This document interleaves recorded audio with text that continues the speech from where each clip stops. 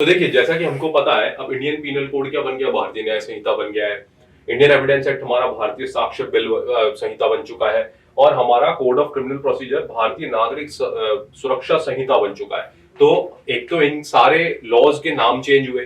दूसरा, हम आज की वीडियो में देखेंगे कि इनमें एक्चुअली में क्या क्या मेजर चेंजेस हुए। जैसे देखो, सबसे पहले हम देखते हैं, जहां पहले आईपीसी में 511 सेक्शंस हुआ करते थे, अब वह 356 है।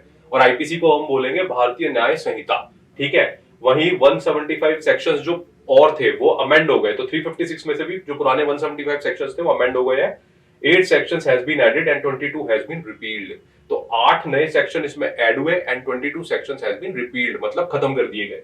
सिमिलरली अगर हम देखें तो कोड ऑफ क्रिमिनल प्रोसीजर जो है, जो सीआरपीसी 1973 था, अब वो अमेंड होकर भारतीय नागरिक सुरक्षा संहिता बन गया।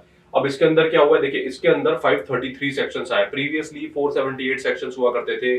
कुछ सेक्शंस यहाँ पर बढ़ गए, अप्रोक्सीमेटली 50-60 सेक्शंस बढ़ गए। 160 sections have been changed, 9 sections has been added and 9 sections has been repealed. तो ये मेजर चेंज। फिर देखिए, इंडियन एविडेंस एक्ट भारतीय सुरक्षा संहिता साक्ष्य संहिता बन गया है। और भारतीय साक्ष्य संहिता में अब क्या है, देखिए, 170 सेक्शंस इंस्टेड ऑफ 167 सेक्शंस, तो यानी 3 सेक्शंस बढ़ाए गए हैं। 23 sections have been changed and 1 section has been added and 5 sections have been repealed। तो ये जो है, ये टोटल यहाँ पर चेंजेस है। अब देखिए, in the upcoming videos what I am thinking is कि थोड़ा हम नए आईपीसी और भारतीय जो नया चेंज हुआ है, इसमें भी सबसे पहले अपन टारगेट करेंगे इंडियन पीनल कोड यानी भारतीय न्याय संहिता को, ठीक है। उसी के ऊपर अपन फर्दर आगे वीडियोस में मूव ऑन करेंगे, ठीक है। चलिए, so with this, thank you so much.